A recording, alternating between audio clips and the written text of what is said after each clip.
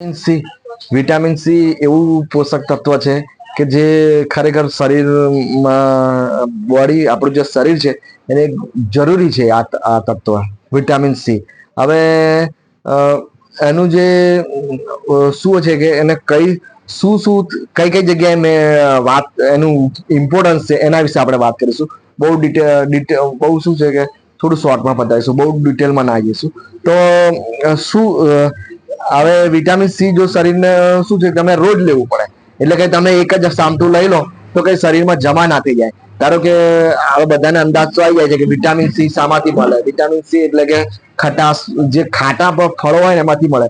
એટલે કે આમળા છે, દ્રાક્ષ છે, પછી નારંગી છે, મોસંબી છે, એ બધા જે અમુક ખાટા ફળો, જામફળ છે, સફરજન છે, એટલે આવા બધા ફળો. એટલે કહેવાનો છે કે કઈ 3-4 ફળો લઈને વધારે લઈને કઈ ફાયદો ના થાય. અમુક અમુક રોજ રોજ એક બબે જે ફળ જે આપણને મળી શકે છે એ પ્રમાણે લેતું રહેવાથી આપણા શરીરમાં શું વિટામિન સી આપણને પૂરી માત્રામાં આપણને મળતું રહે છે. નારંગીમાંથી એક નારંગીમાં આપણા શરીરમાં જરૂરી હોય ને પુખ્ત વયના લોકોને મળી રહેતું હોય છે. તમે દ્રાક્ષ થોડી 100 ગ્રામ લો, કાં તો પછી આમળું મળતું હોય તો આમળું લો, એકાદ સફરજન લો. એટલે આમ બસ આપણે જે કુદરત આપણને આપે છે જે માત્રામાં એ લઈ લો. એ પ્રમાણે તો શું તમને વિટામિન સી મળી રહે. વિટામિન સી ની ઉણપ જે લોકો આવા ફળ ના ખાય, જે લોકો વિટામિન સી પૂરતી માત્રામાં નથી લેતા, રોજ જરૂરી છતાં ફક્ત શાક રોટલી દાળ ભાત પર જ અમુક એવું એમની લાઈફસ્ટાઈલ એવી હોય કે જે એમનો શું છે કે એવી જીવન સ્ટાઈલ એવી હોય કે જેના લીધે વિટામિન સી ની કમી થાય. તો ખબર કેવી રીતે પડે? તો એમને શું પહેલું એક નિશાની શું એમના દાઢ છે, દાઢ ત્યાં સોજા આવી જાય, ખૂન નીકળે. એટલે આ એક લક્ષણ છે એનું. તો આવું કોઈને દેખાય તો બી વિચારી શકાય.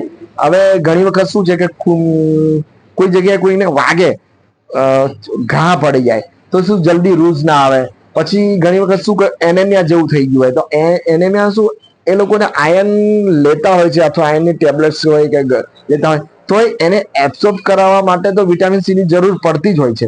એટલે કે લોહી ઓછું હોય એ લોકો જે લોહીની ઉણપ હોય તો એ લોકોએ બી વિટામિન સી ની જરૂર પડે. પછી વારંવાર બીમાર પડતા હોય કે 10-15 દિવસે શરદી ખાંસી થતી હોય કે આમ પડ્યા કરતા 10-15 દિવસ થયા તાવ આવી ગયો, શરદી થઈ ગઈ, 15 દિવસ રહ્યા કઈ બહાર ગયા, કોઈ અલગ વાતાવરણ ગયા, તાવ આવી ગયો. એટલે આવી રોગ પ્રતિકારક શક્તિ ઓછી તો બી આપણે અંદાજે આવી જાય આપણને કે એનામાં ભાઈ વિટામિન સી ની કમી હોઈ શકે છે.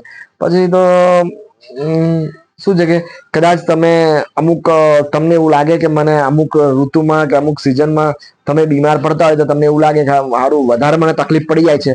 ધારો કે કોઈકના ડેન્ગ્યુ, ચિકનગુનિયા, મેલેરિયાના જેવા તાવ આવે છે ત્યારે વધારે બીમારી દાખલ થવું પડે, ખર્ચો લંબાઈ જતો હોય, જલ્દી સારું ના થવાતું હોય તો એ લોકો બી શું છે કે અમુક ટાઈમ પહેલા એના જે વાવડ આવતો હોય ને, ધારો કે ચોમાસાના કોઈકને શ્રાવણ ભાદરવામાં આપણને તાવની સિઝન આવે ત્યારે મહિના પહેલા તમે થોડા અમુક એવા ખટ્ટા મીઠા ફળો ચાલુ કરી દો.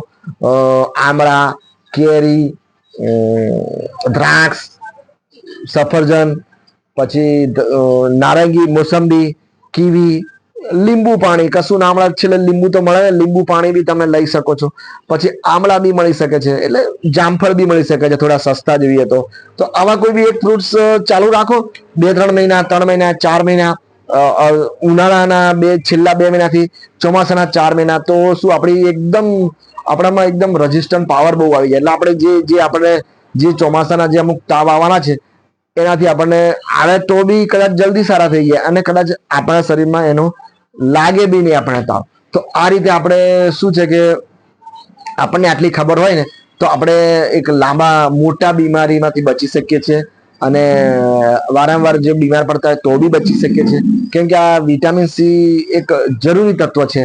તો જેટલું વિટામિન સી માં મારે જે બધી જ વ્યક્તિને ખબર પડી શકે એ રીતે મેં ટૂંકમાં તમને બતાવી દીધું છે.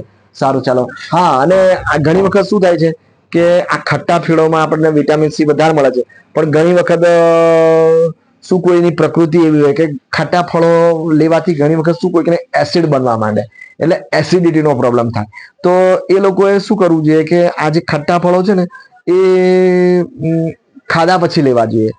ખાધા પછી લો તો શું થોડું એસિડ બહુ બને નહીં, અથવા અમુક સફરજન કે એવું લે, અથવા એમની પ્રકૃતિ પ્રમાણે જોવું પડે કે કયું એવું ફળ જે લીંબુ પાણી લે અને કદાચ વધારે એસિડ બનવા માંડે, કદાચ કોઈ નારંગી લઈને વધારે બને તો પછી ખાધા પછી જ લેવું જોઈએ.